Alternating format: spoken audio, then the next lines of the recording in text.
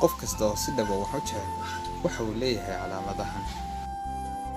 Qofka sida dhabta ah wax u jecel waxa uu ilaaliyaa una sharfa lamaanaha kale uu jecel yahay si ka badan sida uu u daryeelo naftiisa. Qofka jacaylka rasmiga ah ee haleela si dhab ah ayuu u ilmeeyaa markasta oo uu xasuusto lamaanaha uu jecel yahay. Markasta oo uu soo dhaco telefoonkiisa qofka sida dhabta ah wax u jecel waxa uu doorbidaa inuu noqdo codka lamaanaha uu sida dhabta ah u jecel yahay. Haddii uu ogyahay halka uu joogo lamaanaha uu jecel yahay, masaafaday doontaa ha jirtee waa uu booliyoobaa waana u tagaa. Haddii lamaanaha jecesha uu la socdo qof kale, waa in muuqaalkeedu uu si gaara kaaga soconaadaa bidhaan ahaan dadka kale.